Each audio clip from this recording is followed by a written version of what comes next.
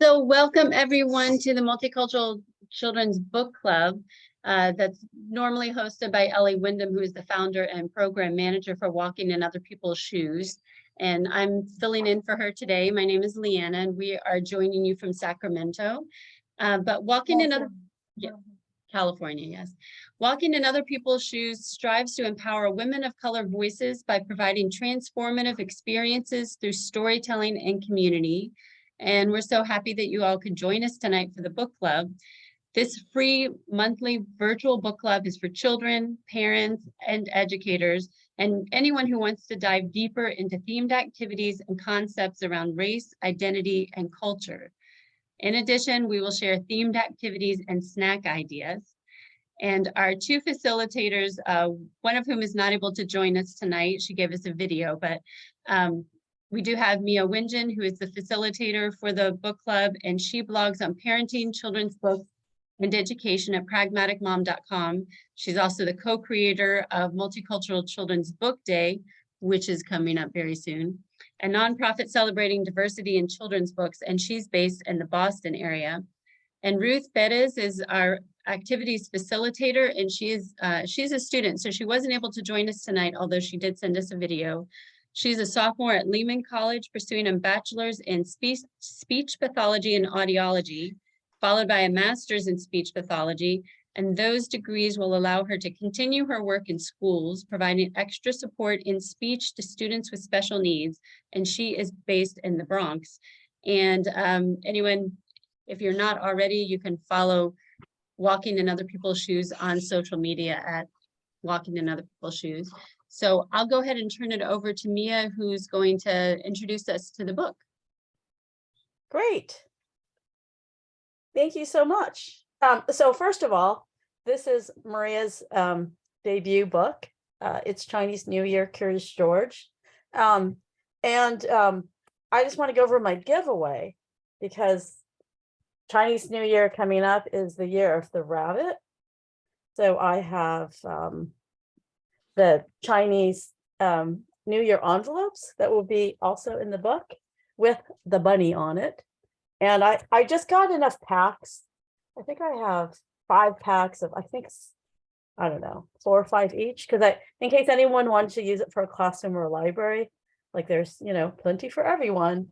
And then I'm including, good luck candy, which like when I was in Chinese school, we would get like an envelope and it would be with candy, but like at home, it would be filled with money. So I just thought, like, if you want to use it at school, maybe, you don't want to fill it with money. So this is special lucky candy and it will fit in the envelope, and there's a lot of it. So I thought that would be a fun giveaway and snack idea, because part of Chinese New Year is something sweet, whether it's candy or like oranges.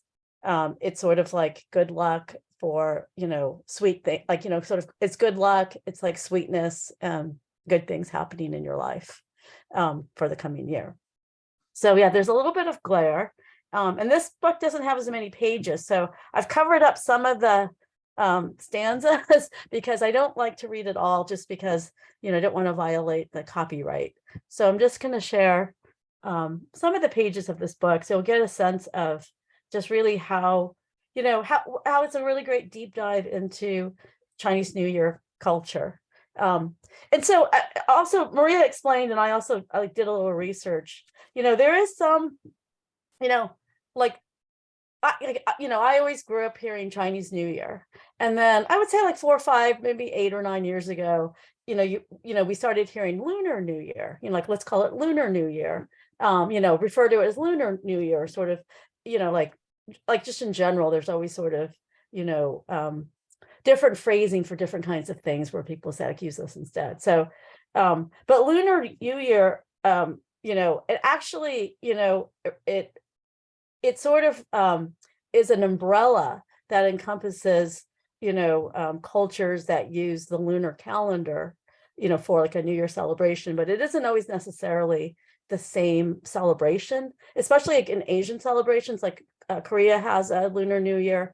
but the Japanese actually do it on January 1st. They don't follow the Lunar New Year, and the Vietnamese follow the lunar calendar, but their holiday is called Tet. And so there's many more examples, but what people do to celebrate can be similar, but it isn't exactly the same. And so Maria, who's Chinese, and celebrated Chinese New Year growing up, which I kind of only did a light version because I'm only half Chinese. It's very, accurate and authentic for Chinese New Year. And that's why it's specifically Chinese New Year, not to sort of make it seem like it's more important than other Lunar New Year holidays, but it's just, you know what I mean? It's just culturally accurate for Chinese New Year. And I feel like Chinese New Year also, like, just given it's the oldest holiday, oldest culture, like, just has a lot of elements that, aren't in other Lunar New Year celebrations. So it's kind of nice to have, sort of this deep dive. So, so for Chinese New Year, Curious George is going to celebrate with his friend May. And the illustrator, of course, is not, H.A. Ray, but it's illustrated in the style of H.A. Ray by Ria Zai, who is also Chinese. I believe she's in China. So this is also sort of authentic for both the author and the illustrator. So every year for 15 days, we celebrate this win. And after Chinese New Year ends, spring finally begins. And so the Wen refers to the Nian monster, which is like the folktale story of kind of some of the traditions for Chinese New Year. So it was a monster that would come into a village and it would like eat people. So it was like super scary. And so in order to scare away the Nian monster, it was like firecrackers for noise and light, and something sticky so that, the Nian monster's mouth would be stuck together. And different things like that. So she has the Nian monster in the previous stanza. You just touched the screen. And so the next page, she talks about the Chinese zodiac, and Curious George wants to be the year of monkey, but he's not. He's actually the year of the rabbit, which is, this year. And May is the sign of the dog. And the Chinese zodiac, if you guys are familiar, it's similar to like the zodiac that you might, be more acquainted with, that, Aquarius and all, Capricorn, that type of thing.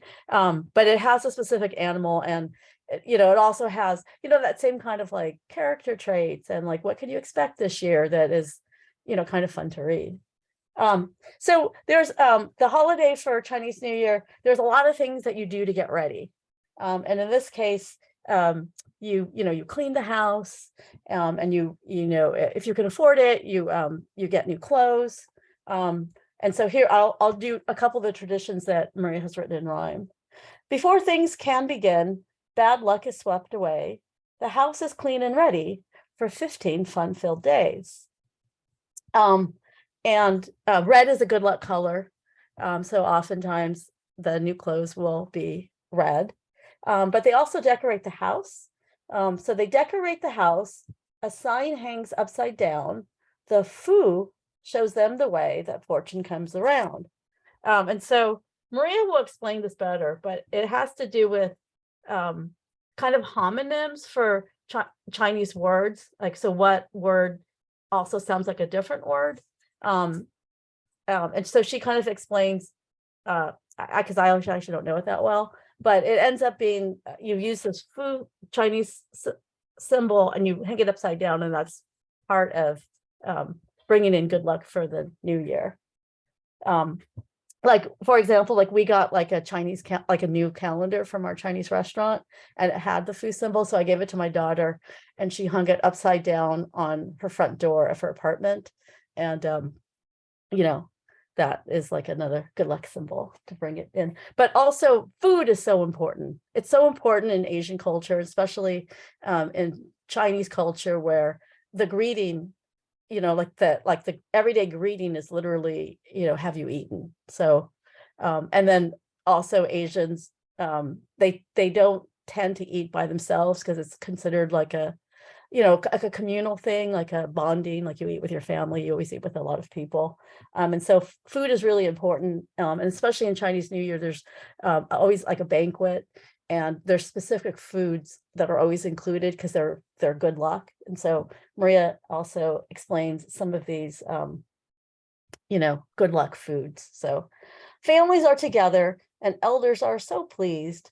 Folks come visit from afar for Chinese New Year's Eve. Banquet on the table with lots of special food.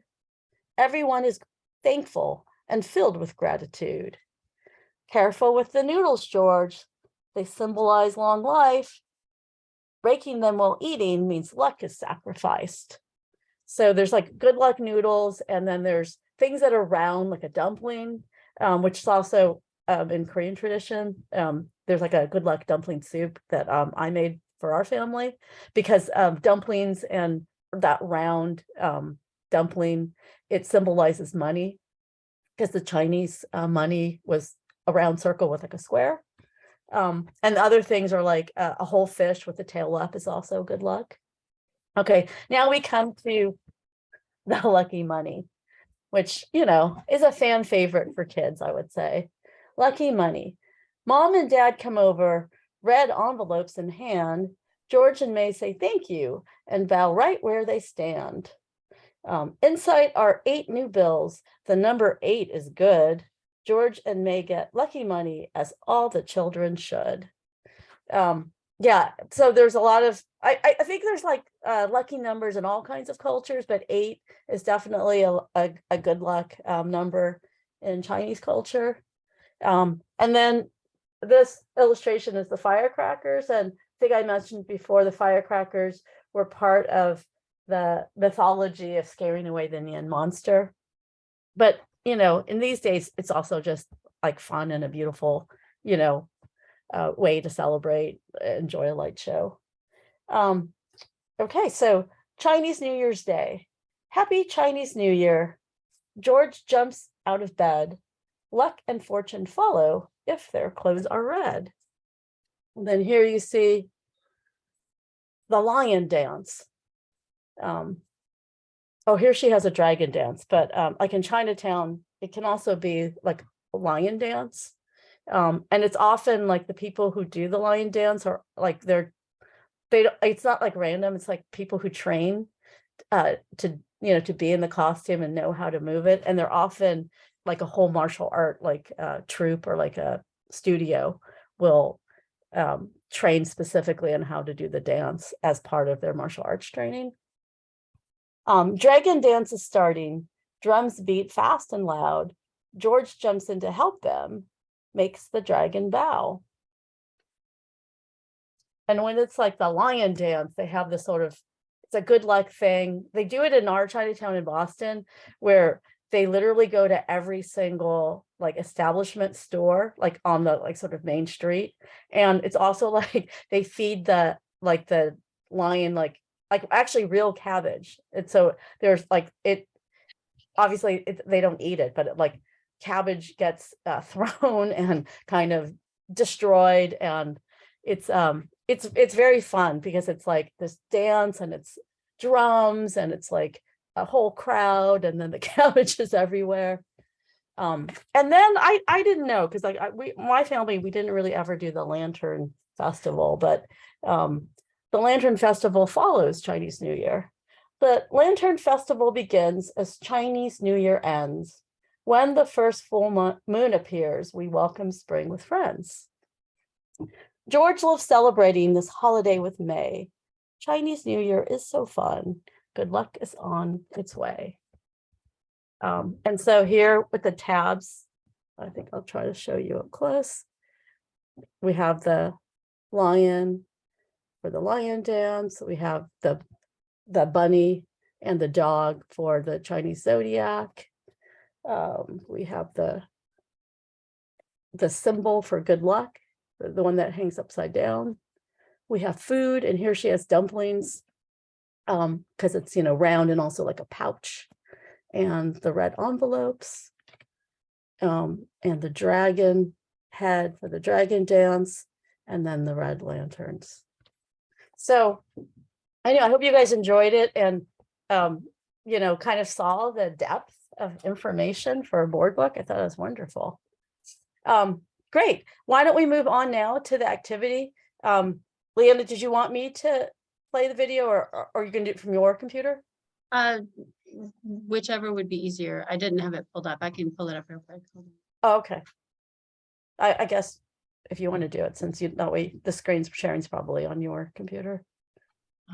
Danielle says, I love learning more about other cultures and people. Oh, that's great. Yeah, that's such a great sentiment and mentality to have. And I find like learning about other cultures, for me, the easiest way to enjoy it is like literally through food. And I think for kids as well, if they can get over that hump of like being willing to try new kinds of foods. And for me, for my kids, when they were able to tolerate some amount of spicy food, that's when the whole world opened for us. And we were able to, you know, eat salsa and, you know, food from Africa and, you know, kimchi finally, which otherwise had to be rinsed, you know.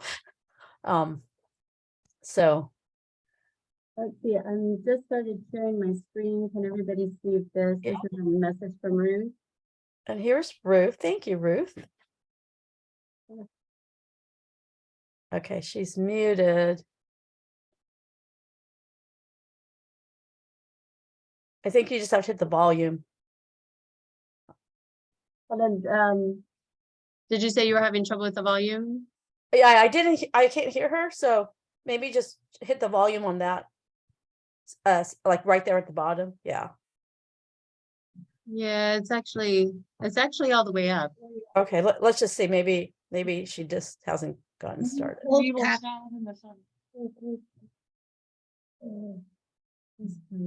Normally it works no problem. Well, we're gonna have to do it with subtitles. Let me see if it's something with my sharing settings. Let me see if I can if that has something to Okay. see.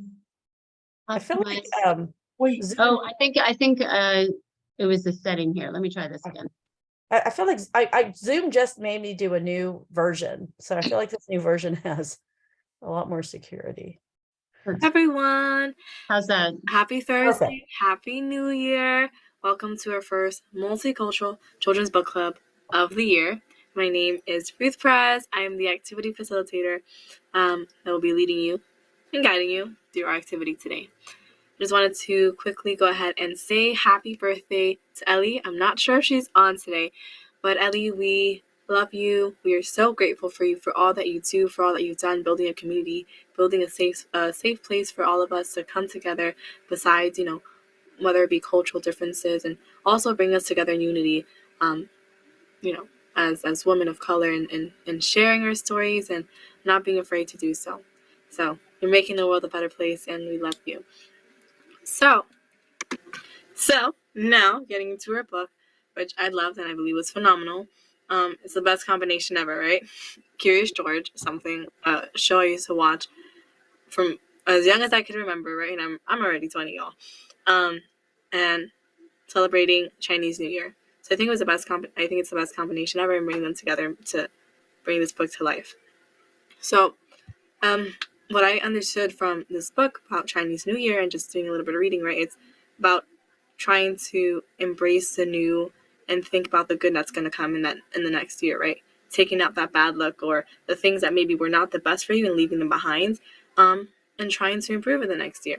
And I think that's such a beautiful message, and I think that's something that we all want to do, right? We look back at the end of our year, for the most part, as we end, right, 2020, and we say, okay, what did I accomplish? What do I want to change? What do I have to do differently?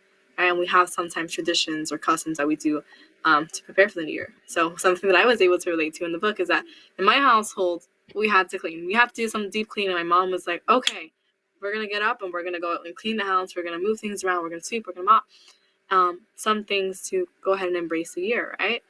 And then there's also spending time with family, which is such an amazing thing. So I started to think, what's the best way to prepare yourself for the new year? Right, we set up all of these goals.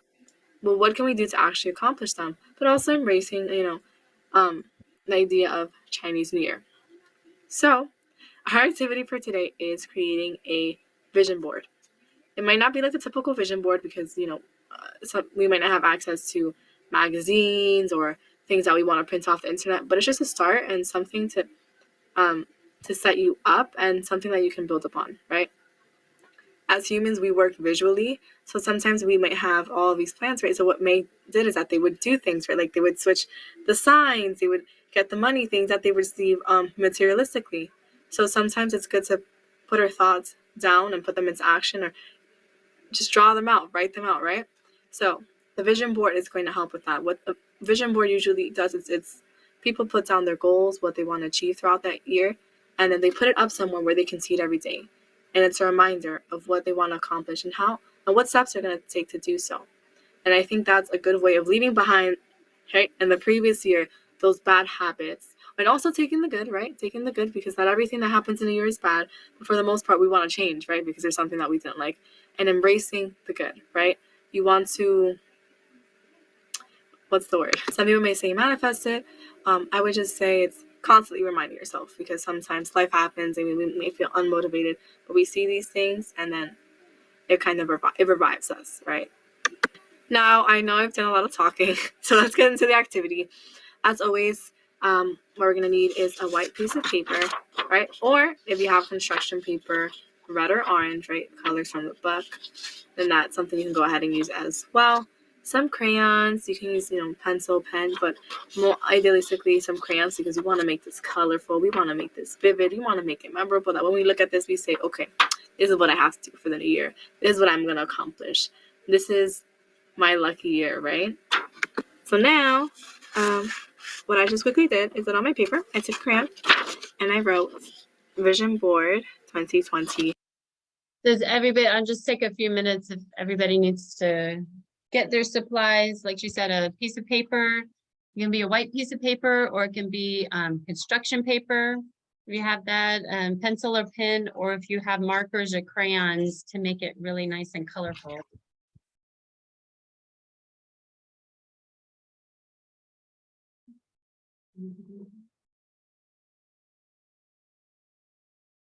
All right, maybe we'll go ahead. Okay, so this is gonna be my draft, because I want to go ahead and I want to build on this. Maybe some cutouts from magazines, things I find on the internet, and what I want to do is I want to put at the center what is the most important thing for me, the thing that I want to work on this year, to build on. So for me, that's faith and family. Right, I feel during the pandemic, I just lost a lot of those connections that I haven't been able to rebuild. And just because some of work life and school life and volunteering here and doing this and that, get a little bit lost in the motion. And that's something that I've been trying to work on. Like, I've already set up times to meet with friends for this month. So those are some things that I'm putting into action. Now, what I want you guys to do is go ahead. Sorry, that was my mama. I want you guys to do is just take 2 minutes really quickly to go ahead and draw whatever it is most important to you. Like, that's the number one, you have to change, number one goal. Okay.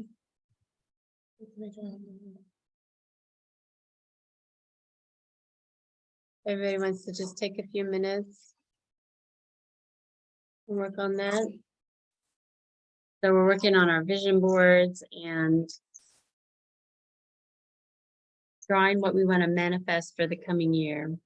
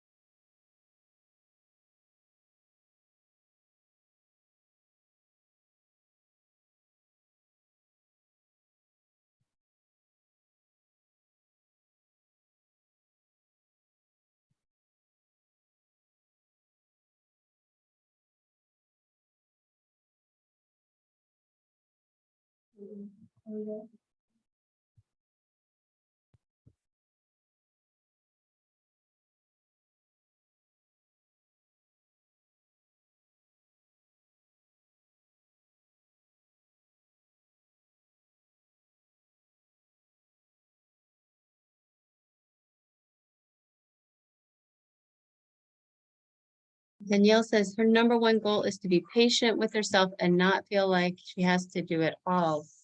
I think we can all relate to that one.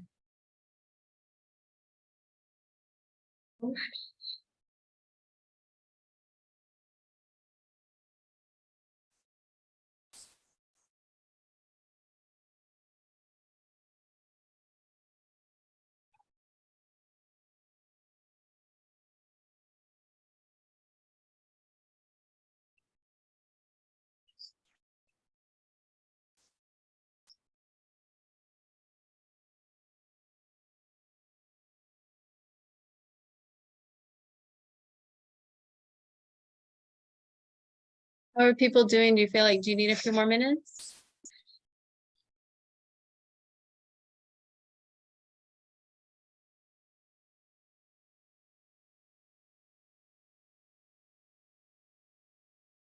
Or do we have anybody that's ready to share what they have so far? Danielle says, my friend from China made me good luck mochi for New Year's. Oh, that's great. We got like pre-made mochi, like they call them, like these rice cakes that were Korean. We got at the Korean market, and I used it to make this like very specific good luck dumpling soup that's Korean. But like I didn't realize mochi was also a good luck food in China, because I never had that as a child. But like that's cool. I like how mochi is a good luck food for many cultures. Danielle also says, my number one goal is to be patient with myself and not feel like I have to do it all. Amen. I think many of us could probably really benefit from that goal too. Does anybody want to share what they have so far?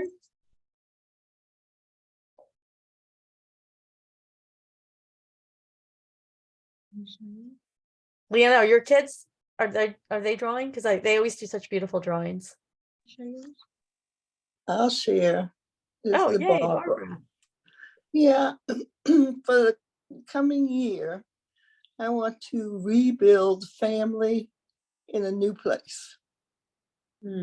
Oh. Barbara's going to be moving. What did you say? Barbara's moving.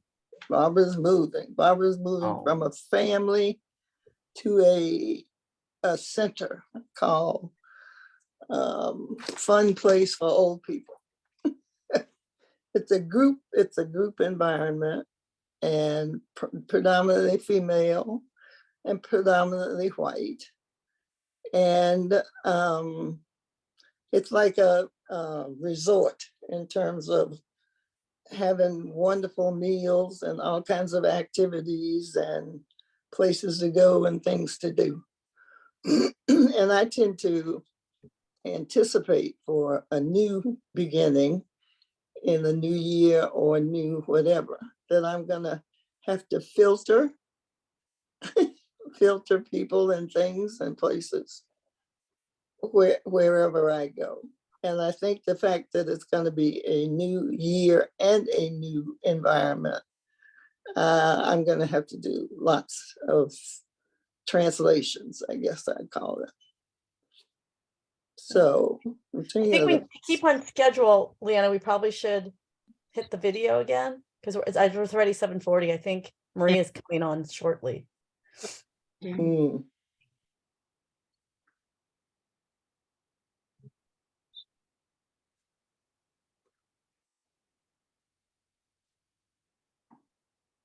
Alrighty, y'all. So I'm gonna go ahead and show you what I drew. So what I wrote, what I drew in the middle was my faith, right? I am a Christian, I'm a believer, and I drew a heart around it. That just, shows and symbolizes love. My faith and my affection, my love to others go hand in hand. So as I told you, I really want to work on my friendships, on my connections this year. So what I did is, inside of my heart, me showing love, I wrote family and friends. I wrote relationship. I wrote helping others. That's something that I want to do this year, that to help those that I see in need, right? If I see someone who's homeless on the street, maybe go and buy them some food, take that moment to care.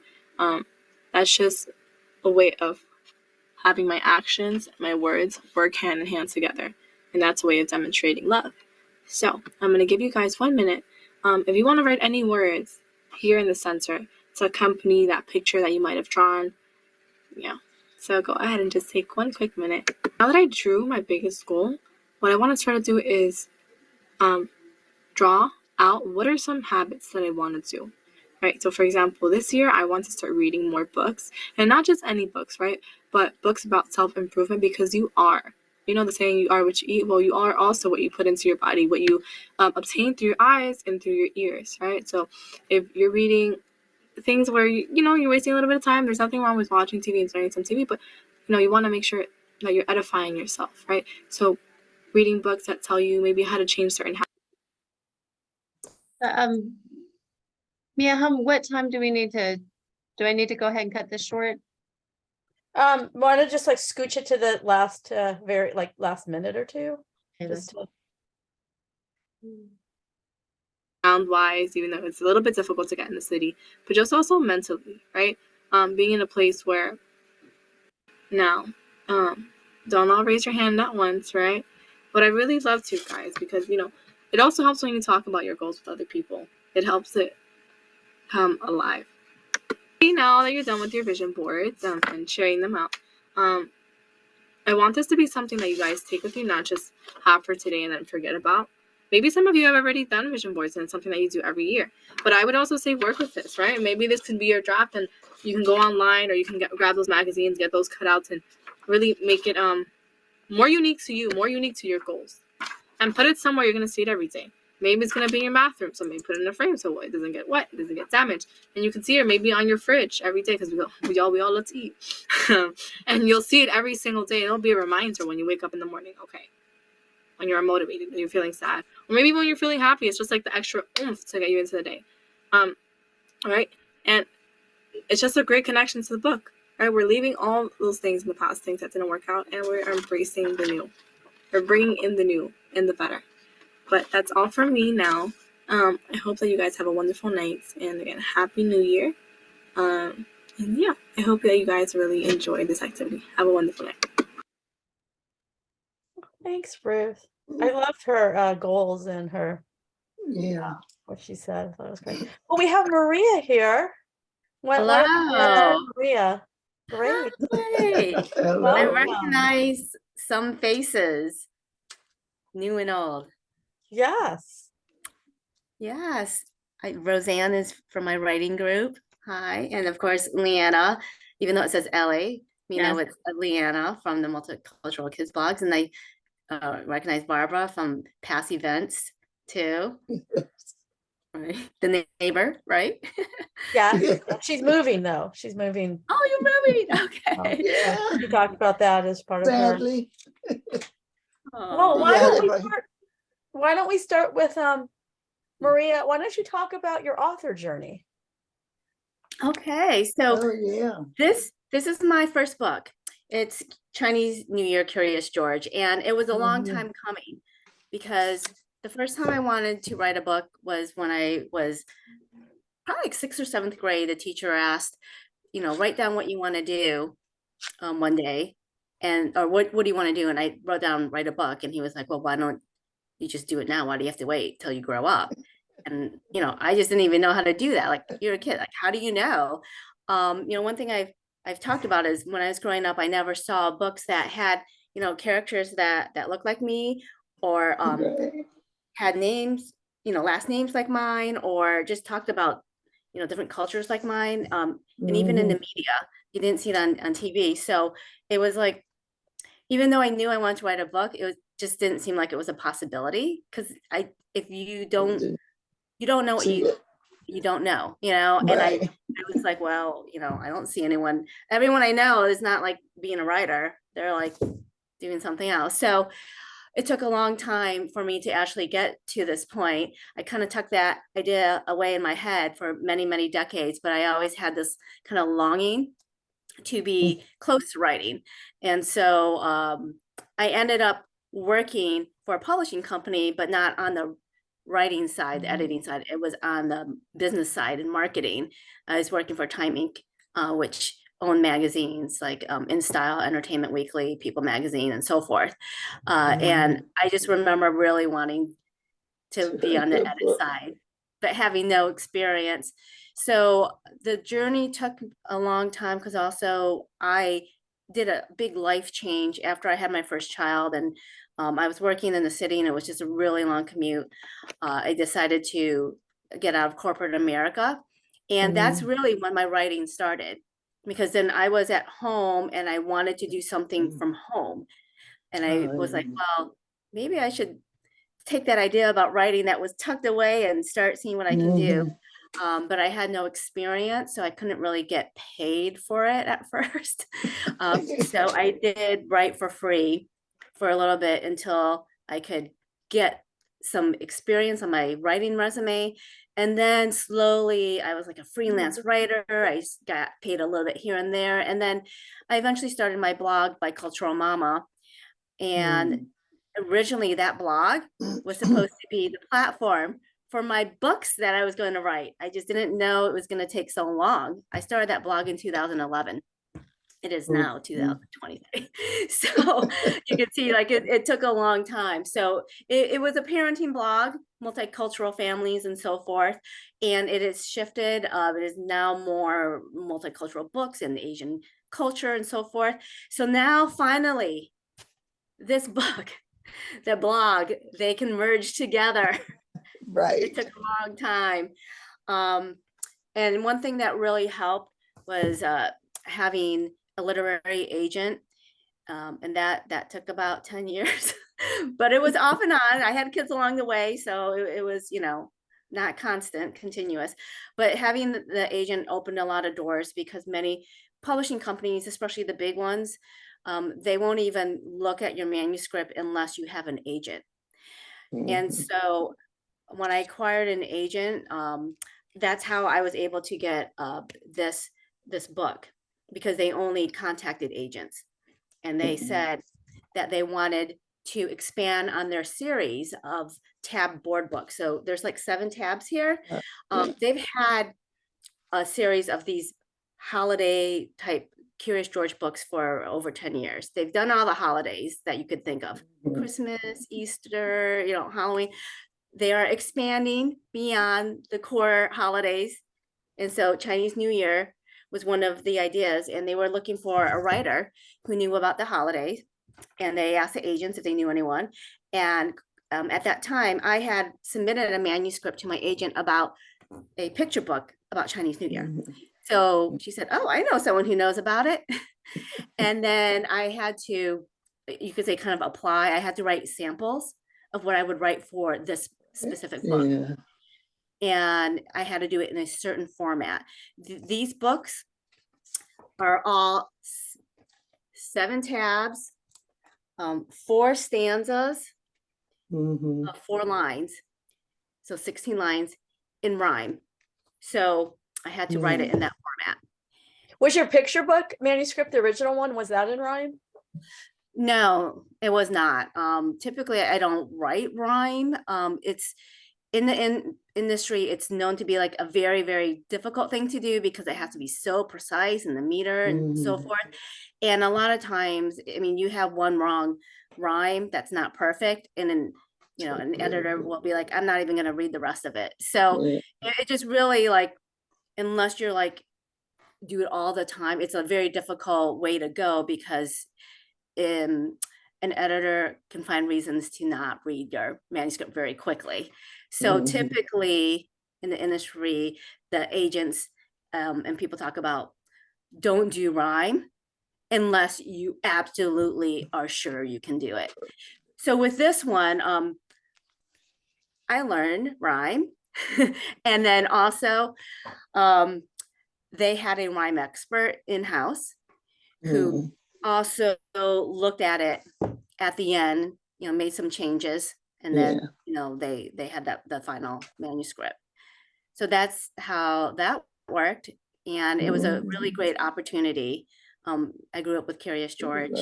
My kids watched the TV show, the movies, read the book, so it was something I was really familiar with, and it's really an honor to be part of that. What was the time frame from start to finish of when you accepted the project to when the book came out? It's a long time. Usually, with book publishing, it's at least a year. I don't remember exact dates, but I'm thinking it's about a year and a half. Yeah, actually, that's pretty fast. Yeah. Because it's gonna be like 2 or 3 years, I feel like our average for picture Oh, books. really? But I've heard some people like 5 Yeah. or plus. Just Yeah. I don't various reasons, but yeah, I think 2 or 3 years is the norm. So a year and a half, that's quick. I think it was around May 2021. And That how long was your writing portion? Like, do you feel like you took about 6 months and then like, no, I was went not. off to the illustrator or no? I was not given a lot of time. This Oh. was very, very quick. So once they said, okay, we want to hire you to complete the book. They said, okay, we want an outline in a week. So it was like drop everything, right? So I thought about, for this holiday, what are the main traditions? You know, and I grew up in this culture, so I was familiar with what the main ones were. And then I just had to research it a little bit more to make sure I was really accurate with, you know, my memories of, you know, when I was a kid. And then once they approved it, they were like, okay, we need a draft in 3 weeks. Final, like a draft of the entire book. So again, it was like very much, okay, let's drop everything. And then after that, it was like, when I got feedback, it was like a week to make final edits. And who decided like what images went on the tabs or like what went on each spread? Was that So something that you I decided? suggested that. So when I outlined it by tab, and I put my idea in, like the first tab, picture of the Neon beast. You know, second tab, we're going to talk about the zodiac animals. So that's how I broke it out.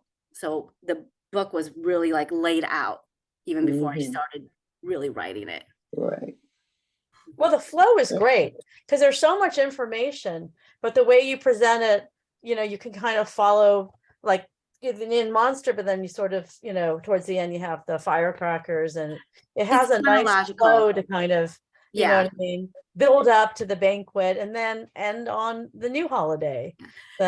Yeah, so I'm glad you caught that because it's supposed to be chronological. So in the beginning, we're talking about they're talking about the origins of Chinese New Year, which is the folklore of the Neon Beast, and then we progress to Chinese New Year's Eve, and then getting ready, right? Getting ready, cleaning, getting and ready, shopping. Yeah, and even like a little thing like this moon here. When I saw the original illustrations, it was a full moon.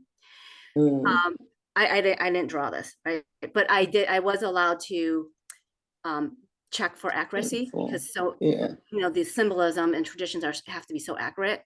And I said to the publisher, is this scene supposed to be before Chinese New Year or after? Because I said, if it's before Chinese New Year, you can't have a full moon.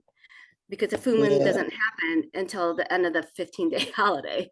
And they're like, right. Okay, so that is why it's not a full moon, it's a crescent. Oh, That's a good call. That's such attention to detail. That's amazing. Yeah. And then at the end, you get the full moon. Oh, wow. Could you explain the good luck That's symbol? accurate. You did yesterday, and like I know, like I'm only half Chinese, but I knew it was upside down. Then you explained it so well with the word, and I couldn't like remember it to relay it correctly. You know, I had to study that a little bit because there's a lot of details. I knew the general meaning, but I needed to get the specifics, so I had to look up like the actual words. So for the fu symbol that you hang upside down, let me find that here. So it's like, why do you have to put this upside down on a door? It seems kind of random. I never understood that. I just knew like that's what you do, but I never until you explained it on the yesterday's interview. But I thought that was such a great story. Yeah. So fu means fortune. Like good luck and they basically say good luck, fortune. It's all the same. You know, it's all this good stuff. There is a word in Chinese, Dao, which means upside down. And there's another Chinese word also called Dao, but it's written slightly different. That means arrival. So you want to put the fu sign upside down because that welcomes the arrival of the good luck and fortune. Ah, that's great. Yeah, And it's like also literally. you have the dragon dancers, and I know like in Chinatown, in our Chinatown, there's also lion dancers. So are there both dragon and lion, and is their significance different, or because I know Yeah, like for the lion dance in Chinatown, there's the whole eating of the cabbage, which is really lettuce. They just do like iceberg lettuce, and then there's like an explosion of lettuce all over the streets. But you Yeah. know, because as the lion pretends to like gobble the lettuce, which maybe is supposed to be cabbage. I don't know, but it's always super fun. Like we always like to try to catch it in our Chinatown. Yeah, so in the parades, they use both dragons or lions, but they are different in how it's executed. So, for example, dragon dances, the people aren't hidden. They use these poles to hold it up, and so you can see the dancers, and there's usually Right. multiple, like many of them. Now the lion dance, it's only 2 people, and they're hidden. So all you see are their feet, which are supposed to be the lion's feet. So one person's at the head and one person's at the tail. And so that is the difference. You know, it's just the way they execute it, you know, the way But it's both considered both good luck. yeah. Yeah. But you don't like hurl, like you don't hurl like lettuce or cabbage to the dragon, right? Is that just more of the lion? I think it's more like the lion, because with the lion, you're controlling the mouth. Yeah, and it's eating the cabbage. Whereas in the dragon, you're just like, you're holding the head and you're not really making the mouth chomp. Yeah. And I know it's like, it's a bit choreographed for both of them, right? There's not just like you grab a pole and you just start like doing whatever. I know like people train. It's like it's a whole you all have to move together. You choreographed, can't have one person this way, one person that skilled. Yeah. You're saying skill when you see these dances. Yeah. So we only have a few minutes left. Can you just give us a 1 minute, like what's next for you? What's coming up as an author? So I have many manuscripts that I've written. A lot of them are not sold yet, but they're being pitched to publishers. I do have something coming up, but I am not allowed to announce it yet. I hope. It is a picture book, and it is my own characters. But I can't say anything except Is it Asian themed? Can you say, is it Asian Yes. themed? It is Asian themed. Is it holiday themed? It is not holiday themed. It's about Asian culture, specifically Chinese culture, because that is what I know the best. And a lot of times you write about what you know, right? Because you have that insight. Yeah. So that is going to hopefully be announced in the next. Yeah, I know, Roseanne. I haven't even told the writing group yet because we haven't met. This happened. I won't say yeah, what. Usually, right? They want to announce it. All I will say is she's very talented. Oh, She's a thank very you. talented Without writer. a doubt. Yeah. But usually they do want to announce it. They first. want to secure the illustrator and then they'll make the announcement. Like I feel like. So once they make the announcement, and that's usually in like Publishers Weekly is the standard magazine that like the whole industry uses. They would announce it in there, either online or in the print, and then that's the green light. Okay, now you can put in your social media and tell people. Right. Yeah. Oh, that's But we're great. looking forward So to learning excited. more. Thanks. Thank you. Yes, I'm reading the comments from Danielle and Fiona. So we're up against 8 o'clock. So I just want to be respectful of everyone because we started a little bit late because it was a little bit tricky to get on. But I just wanted to have Leanna pick the winner because I will send the book and the envelopes and the candy. And also just want to say for next month, February, Black History Month, we'll be celebrating with Opal Lee and What It Means to Be Free. It's the true story of the grandmother of Juneteenth, the holiday in June. And we will have, I always say it's like secret guest, but I guess it's not really. We'll have Alice Faye Duncan as our special guest. So I hope you guys can join us for that. I bought Black-owned businesses snacks as the giveaway. So. And speaking of giveaway, congratulations to Fiona. Fiona, Our winner this Yeah. time. Yay. So we'll get in touch with you to get your information so we can send you your prize. Yeah, I'll send it out. If I can get your address tonight or tomorrow morning, I will send it out to you pronto so that you get it in time in case you want to use it in the school, which. And the picture book, do I send it? No, I actually got 2 copies. Oh, okay. I'll send one copy, my copy, as Okay. part of the giveaway. And the other copy, actually, I donated. So it's going to go to UMass Boston, Mhm. to the Asian American Studies Department. Nice. And they use the books, they read it in the community.